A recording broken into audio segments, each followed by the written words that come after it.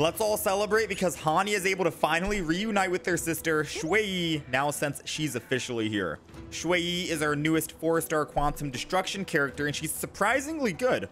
Not only are her animations top tier, but so is her kit and damage. A unique feature about Shui is that she's able to ignore the enemy's weakness type and deplete their toughness anyways through her ultimate, honestly making no one safe in her path. This video will be divided into different sections where we cover her best light cones, traces, relics, eidolons, and even team comps. So make sure to subscribe as we will be continuously releasing new guide videos for all future characters coming out.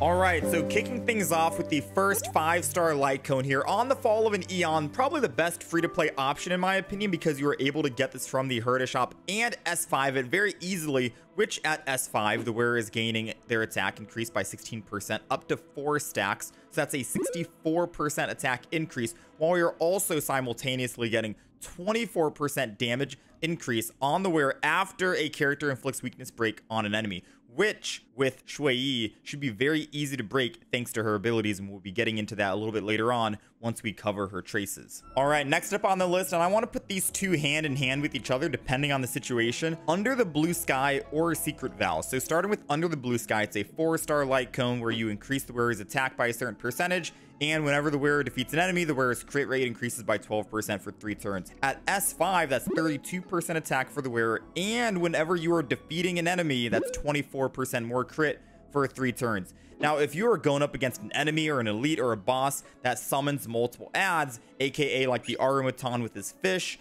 maybe the Sting, the Swarm, summons more bugs, and you're constantly defeating these adds, then yes, I would recommend this. This is a phenomenal light cone if you want to run that, if you're not running on the Fall of an Aeon. However, if you are going up against an enemy who is not going to be summoning adds, aka like some of the horsemen or some of the other elite fights out there in the Memory of Chaos, then I would honestly recommend Secret Vow, because at S5 you're getting 40% damage increase and an additional 40% damage increase to enemies whose current HP percentage is equal to or higher than your current HP, aka Shui. So those are the other two options right under on the Fall of an Aeon. Just depends on the whole situational. And if you really don't have any of those options, which you should have on the Fall of an Aeon, it's in the Herta shop and it's free, then maybe I'll throw in the Moles Welcome You here. So you get attack increase 3 stacks, I believe, and they are all individual. You have to make sure you auto attack skill and ultimate to attack the enemy to get these individual stacks.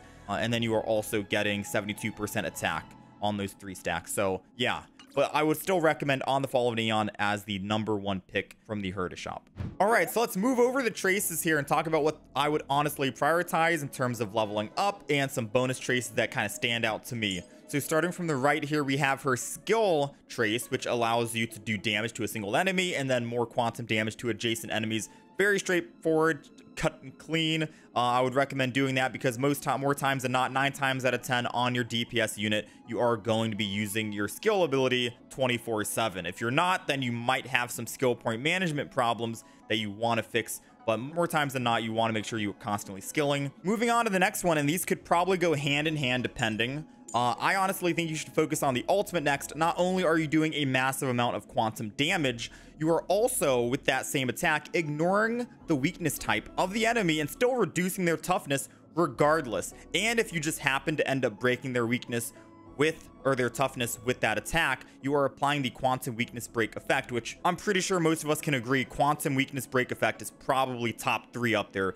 maybe even top 2. You know what I mean? It's probably my #1 favorite, and I personally enjoy it, as well as the more toughness that's reduced during that attack, the higher the damage will be dealt up to a max of a certain percentage. So now you could honestly think with Ruan Mei that just came out and now Shui that has this ultimate and this flavor text here, if you pair Shui with Ruan Mei and Ruan Mei is providing you weakness break efficiency increase, you're going to be depleting the enemy's toughness a lot more. What does that mean? That means more damage for Shui. Perfect synergy, and we'll get into team comps later throughout the video. Do not worry, we're going to get there. But this is overall really great, right? How many times are you using SW in your party Silverwolf and you're putting the quantum weakness on an enemy, and then before you could actually break their toughness, they end up losing that quantum effect that was applied to them, and now you have to wait until her turn again to reapply it.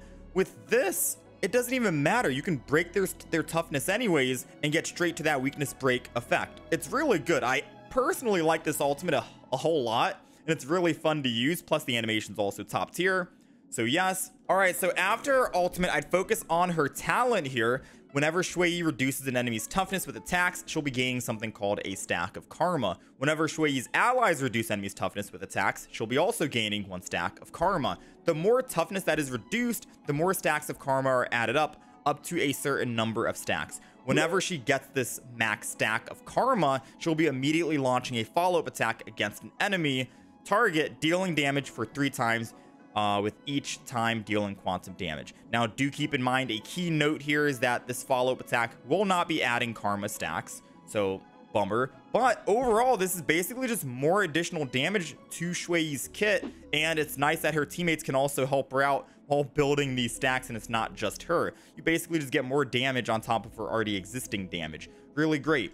Jumping over to her best bonus abilities. Now, if we take a look at Clairvoyant Loom, you're increasing damage dealt by this unit by an amount equal to 100% of break effect, her break effect, up to a maximum damage increase of 240%. TLDR, more break effect you have, more damage increase you get. So we did do some testing earlier today, and I was running a break effect build versus just like a quantum build or something like that. This is honestly probably one of her best bonus abilities in my opinion. You definitely want to grab that, especially for the stat bonuses on the side with break effect and quantum damage increase. After that, I would focus on this bonus ability on the right side, Roller Bearings, where if the enemy's target toughness is higher than 50% of their max toughness, deals 10% more damage when using your ultimate. So you get a little bit of more damage increase if their toughness is above that 50%. Really great. And then last but not least, we have the final bonus ability where it says Shui Yi will be keeping a tally of number of karma stacks that exceed the max stack limit up to 6 stacks in the tally. After Shui Yi's talent is triggered, she will gain a corresponding number of tallied karma stacks. I'm assuming this means if you end up getting like CC'd by the Armaton, if you end up getting frozen or something like that, entangled by the horses, whichever it might be, and you weren't able to actually do your follow-up attack when you hit that max stacks because you were under a certain debuff, it's okay. You'll still be able to get more excess stacks if your teammates are attacking before it's actually your turn. So kind of good, I suppose. Kind of good, right? But you should be launching an immediate follow-up attack. This is kind of just like a safety feature if you were not able to do that. So yeah. All right, let's jump over to the relics now. Now, there are going to be 2 different sets that I want to recommend here, depending on your substats and depending on what you can actually achieve. So the first set, and probably the easiest set to build, is going to be the Thief of Shooting Meteor, the break effect set, 16%, and another 16%, 32% total. After a character inflicts weakness break on an enemy, you're regenerating 3 additional enemy. Very nice, because Shui Yi should be able to easily break the enemy's weakness thanks to her skills. And then a 2-piece Rootlin Arena where you get 8% more crit, and whenever your crit rate is at 70% or higher, your basic attack and skill damage is increased by 20%.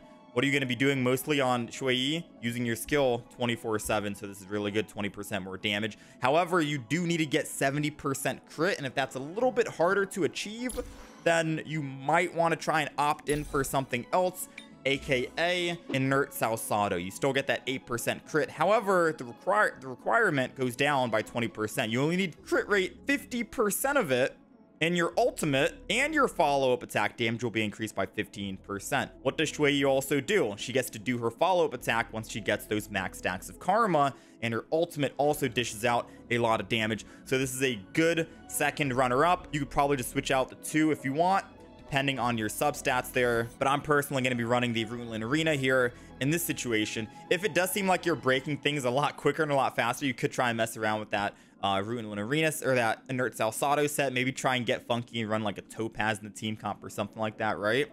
But yeah, this is going to be the build that I'm going to run with. In terms of the main stats here, we're going to be focusing on HP, attack, crit damage for the body piece, into a speed for the boots, quantum damage for the sphere, and attack percent for the rope. Substats, you want to try and prioritize speed into, I'd say, break effect first, because she does get that massive damage increase thanks to her bonus ability. and critter crit damage, and then attack percent. So all in that order is what I would focus on and try to prioritize for these substats. And you can again mix and match Thief of Shooting Meteor if you feel like you have enough break effect. I did do some damage testing earlier today with a Thief set, 75 crit, 121 crit damage, 120 break effect, and 2003 attack. And we were still doing around like the same exact damage as a 4-piece Quantum set that had 77 crit rate, 127 crit damage, and 43 break effect. And the main reason why I want to recommend the Quantum set along with the Thief set, and I do know that her bonus ability gives you more damage based off of how much break effect you do have, the 4-piece Quantum set, you never want to neglect this. There's a reason why most people in the game run their 4-piece Quantum set on quite literally every single character out there. It's not because it's a meme, it's because that 4-piece, you're ignoring 10% of the enemy target's defense. That's big. And if that target has Quantum weakness, the wearer additionally ignores 10% more defense. Now, that's a total of 20% defense that you're ignoring. And for Shui Yi's case here, if you're running her with Silverwolf, for example, and a mono Quantum team comp, or near close to a mono Quantum team comp, you have a higher chance of applying Quantum weakness for that additional 10%. Ignoring 10% defense is pretty massive, and you can always go for break effect substats on the Quantum set for a best of both worlds here. And just like the demonstration showed, comparing the Thief set with the break set, you're basically doing the same exact damage, if not more, with the same exact stats. So the options are going to be honestly up to you on what set you want to run, either the Thief or the Quantum set. And there you go. Jumping over to the Eidolons here, we have the first one where you're increasing the damage dealt by the talent's follow-up attack by 40%. Keep in mind that she is a 4-star unit, so you are able to quote-unquote easily get more of these Eidolons compared to a 5-star, assuming you're getting lucky. E2 here, which I think is gonna probably be her best Eidolon here. Talent's follow-up attack reduces an enemy's toughness regardless of the weakness type. That's really good. So before you were only able to do that through her ultimate, yeah? Now, your follow-up attack is gonna reduce that target's weakness regardless of if they're weak to Quantum or not. And at the same time, you're restoring Shui Yi's HP by an amount equal to 5% of their max HP. After that, we have her E4. When using ultimate, increases break effect by 40% for 2 turns. So basically just more break effect, which will inherently give you more damage because of her bonus trace. And then last, we have her E6. The max stack limit for Karma decreases to 6. So it's going from an 8 to a 6 here, which basically means more follow-up attacks. So in the order of like which Eidolons are the best, I'd say E2 is definitely going to be the best here in my opinion. Into the E6, because that allows you to actually do more follow-up attacks. Into that E4 for that increased break effect. And then, of course, you have like the E1. Overall, I think her Eidolons are great, and I wouldn't be too upset if I only got an E2 and I had to stop right there because I think it's really great. All right, last but not least, we have team comps to throw in here. So for Shui Yi, in all honesty, I believe if you want to pair her with Ruan-Mei, that would be a perfect match because you're able to increase her weakness break efficiency and able to do more break effect with Shui Yi, which is what she's going to excel at, while also doing more damage based off of how much, and gaining more stacks of karma based off of how much toughness is being depleted from the enemy. So for example, you could honestly run Shui Yi, Ruan-Mei, SW, that's 2 Quantum, 1 Ice, and then probably another Quantum sustain, either Lynx, Fu Xuan, anything for your option, or hell, maybe even like a Gepard, so it's double Quantum, double Ice. So it gives you that either 50-50, or if you're going up against an enemy who is weak to Ice originally, then it'll be a 100% chance to apply Quantum onto the enemy. You are also alternatively able to run a 4 Quantum team and a mono Quantum team against any enemy. So Shui Yi, SW, Fu Xuan, and a Lynx if you really need to. We do have Sparkle, keep in mind, coming out in version 2.0. So you could run Shui Yi, SW, Sparkle, who's a Quantum Harmony, and Fu Xuan.